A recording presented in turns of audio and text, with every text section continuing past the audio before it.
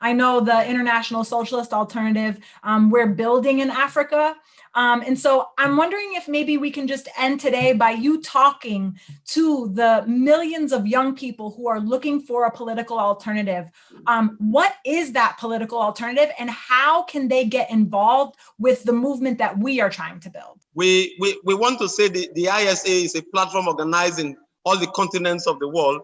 We want to commend the millions of young people that took up the movement, which has inspired a series of movements in all parts of the world. The Black Lives Matter in the US, which has created a new phenomenon, even in all sporting fields activities.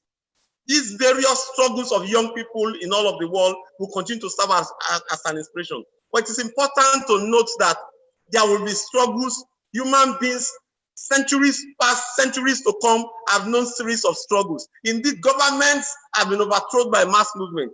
As we speak in Africa, in the course of this pandemic, a mass movement has overthrown a government in Mali. The same thing was done in a place like Egypt, where a mass movement ultimately brought an end to a dictatorial regime. But that has not seen the basis of transformation of society. Gradually, young people will draw the conclusion that their anger on its own and in their strength is not enough. There's a need to understand how society functions. What is that philosophy? With what ideas do the ruling elites in all countries of the world rule and govern society? They operate and govern society on the basis of a philosophy of making and appropriating profit, of ensuring that the resources of the world is transformed to a private property for their enjoyment and for their luxury. And this is why we put against this philosophy, this bourgeois philosophy of capitalism of the ruling elites, of members of the Billion Club.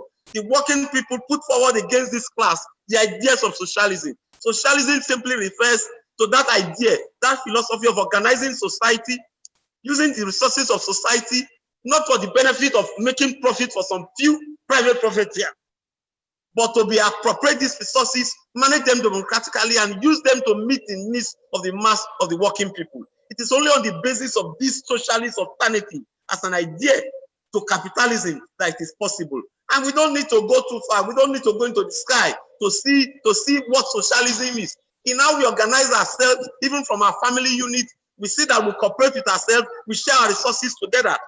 What human beings, what socialists are saying is that this individual basis of cooperating with ourselves must be extended to manage the entirety of the resources of society, to manage the economy in a way and manner that all stratas of society will benefit appropriately. The working class is the producer of the wealth and of the resources of the world. And it is to the working class that we must appeal to, we must educate, we must enlighten to take up the struggle of appropriating the resources of society, of taking up the tax to become the new managers of the resources of the world. This is the only type of society that can guarantee ultimately that lives can be built in a way and manner that more and more millions of people, the billions of people all over the world, will begin to have a different life and will begin to have a better life for all of us. Socialism is the way forward. We want to tell young people who are enjoying the arena of struggle that we applaud their heroism on the street. We applaud their anger against this system of exploitation and this system of poverty. But ultimately, this anger needs to be matched with a clarity of ideas. And the only possible clarity of ideas that is possible in moving humanity forward is the ideas of socialism. Thank you very much.